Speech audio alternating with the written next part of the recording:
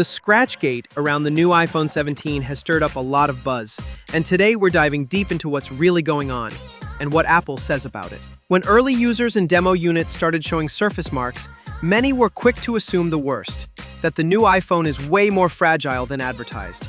But the reality seems more nuanced. It all began when demo units on display in stores, especially the Pro models, were observed to have small scratches or discoloration on the back surfaces. Some reports claimed the coating appeared to chip or wear in certain spots. Naturally, that triggered alarm among potential buyers. Was Apple's new anodized finish peeling off? Were these flaws inherent to the new design? Apple responded by pointing to a surprising culprit: worn MagSafe display stands used in stores. According to Apple's explanation, the risers, essentially the pads and fixtures that hold the iPhones in demo setups, had degraded over time. Their surfaces transferred material onto the backs of the phones when placed and picked up repeatedly. In other words, some of the scratches were not marks from keys or coins, but from the display hardware itself, leaving residue or faint traces.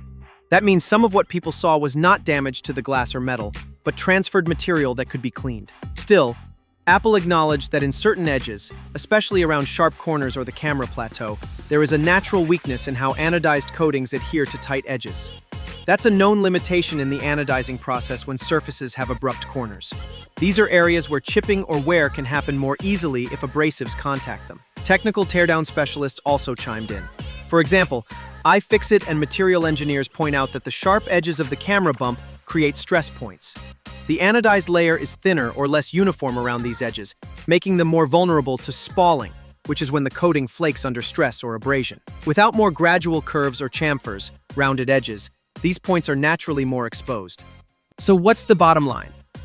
For most users, the scratch issue is largely cosmetic, limited to decorative coatings, not structural damage to the glass or internal parts. If a mark appears, it might be residue from MagSafe display stands or superficial abrasion, not a sign the phone is weak.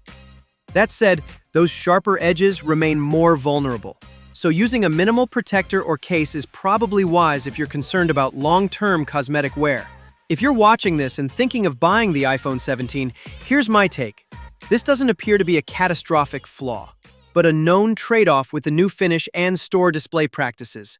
As long as you use a case or cover the vulnerable edges, you'll likely never notice or care about these marks.